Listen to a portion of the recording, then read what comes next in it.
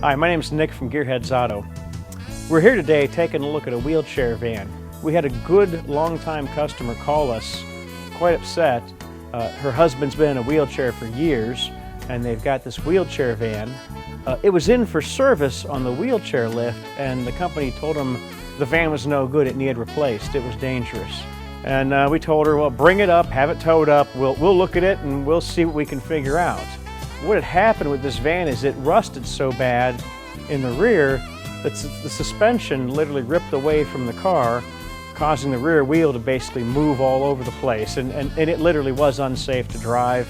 When you looked at it, you know, most people would have said, yeah, just scrap the van, it's no good anymore.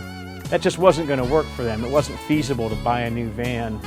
They just needed some other options. We took a look at it, and it took a little while of kind of coming up with ideas. With a problem like this, there's no book, there's no instructions, there's no video on Google to show you how to fix it. You just have to kind of come up with an idea. I came up with the idea that if I could make some metal plates that were similar to what was on the car, you know, weld them, bolt them, attach them back to the car, you know, we could probably get this thing fixed. We called the company that made the van, and they didn't offer any of these pieces separately. Basically, they were part of the van when it was new, and you couldn't buy these parts.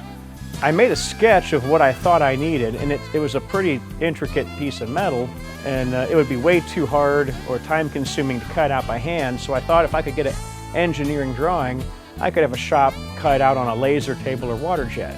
I called a buddy of mine, sent him the sketch, and he drew basically my sketch in a computer to where a machine could take and make the part. He had 3D printed the parts we talked about, so we actually had a sample in our hand of what they would look like, so we could hold up to the car and see if it looks like it would fit. I was able to get a hold of a company that has a laser cutter, Mike at A&C Welding. They cut the plates out of 1/4-inch plate steel for me, so I could weld these, I'll call them control arm brackets, together. So at this point, with the materials in hand, we were able to build and weld together brackets to bolt the suspension to, and they just need attached to the car. Once we actually started taking things apart, we found a lot more rust than was evident at first. So we had to do quite a few repairs to rust holes on the vehicle. Some of those repairs, actually most of them we did from the inside of the car. So we had to take some interior panels off and do some cutting welding, make some plates to basically reinforce the structure where these suspension parts were going to attach. Once we got the structural repairs, the welding and that all finished off, installing the parts we made actually went pretty quick, pretty straightforward. The idea worked like we expected at that point. We then went and used a rust inhibiting coating and basically tried to coat everything we could to slow down any further rust and prolong the life of the vehicle as long as we can. Our customer's been very patient with us. This has not been an easy process or a quick fix, but we're just about wrapped up. We've got to get the wheels back on the van.